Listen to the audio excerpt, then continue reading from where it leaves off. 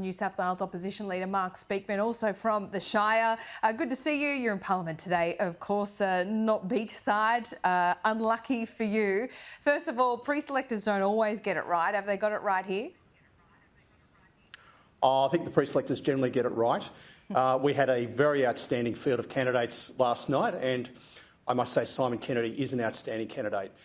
In my long time in politics, I have never seen a dossier with such an outstanding array of endorsements, not just from the usual political suspects, but from business leaders, from charity leaders, right across the New South Wales community. And I think Simon will be a very strong voice in Canberra.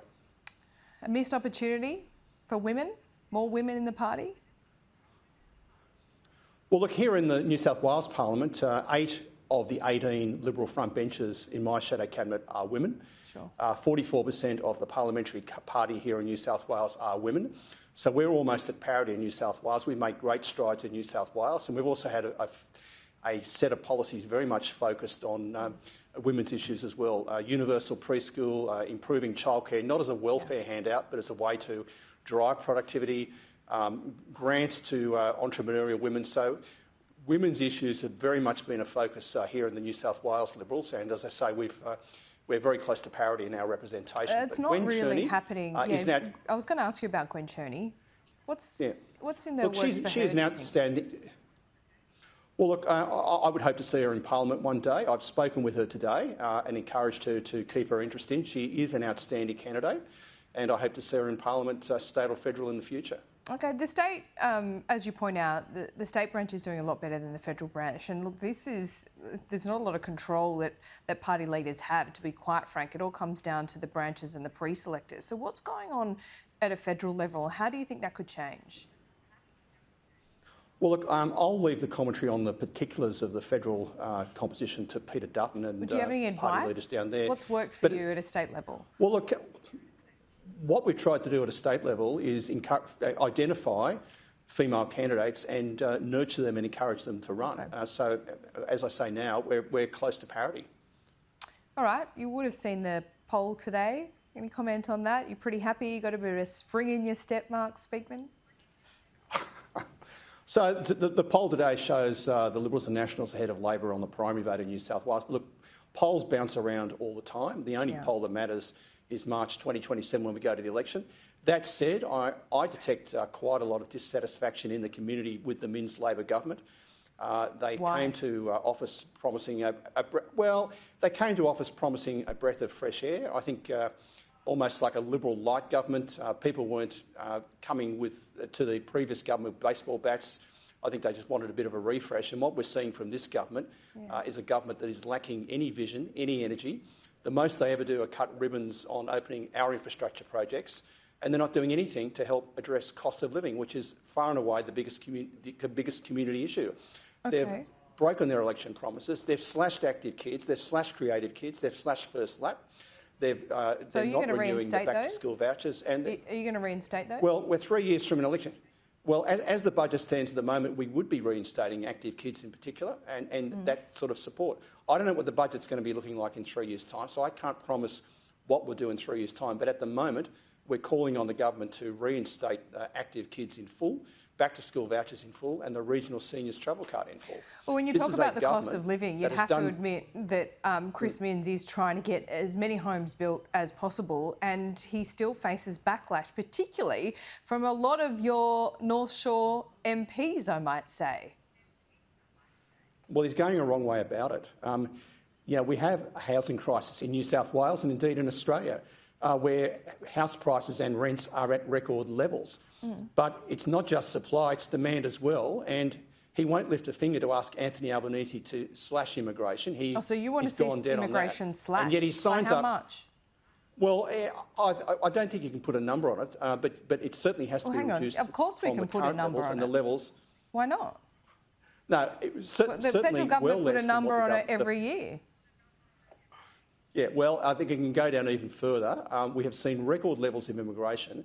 That has put untenable pressure on house prices and rents here in Sydney and in New South Wales generally.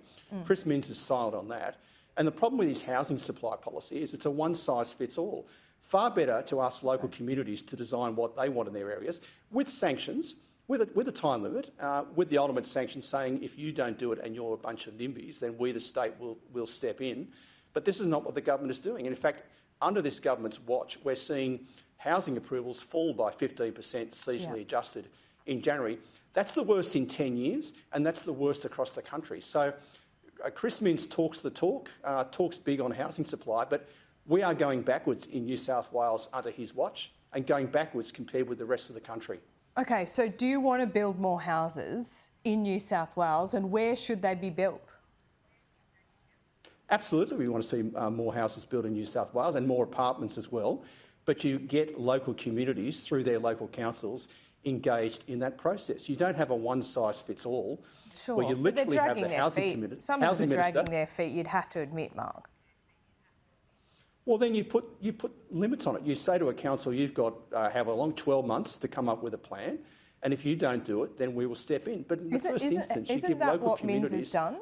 To say, no. So these are rezonings around 31 so-called transport-oriented developments.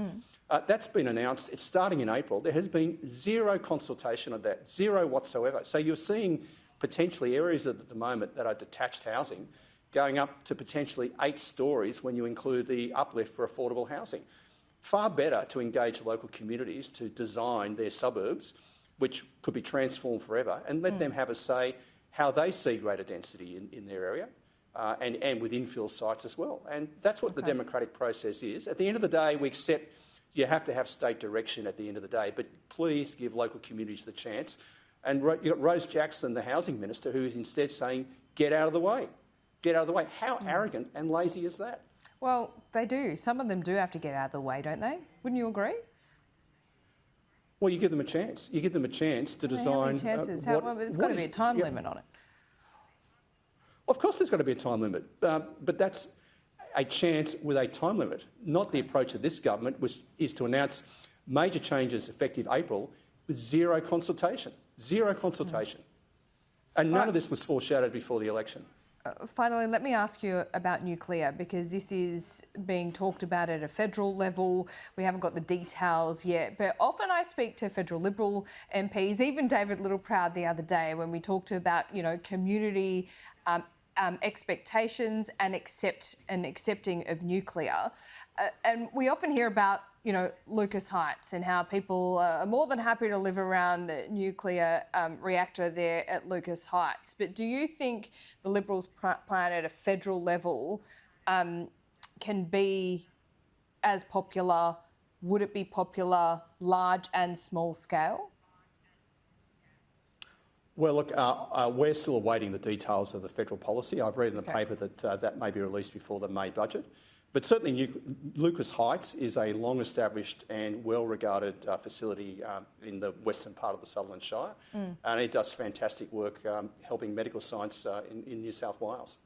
Yeah, that's right. So it doesn't supply energy, which makes it... Do you think that's going to be different in the minds of the public? Well, at the end of the day, we've got to have energy sources that are clean, cheap and reliable, and we'll await what the feds have to say on that. All right, Mark, good to speak to you. We'll speak to you again soon.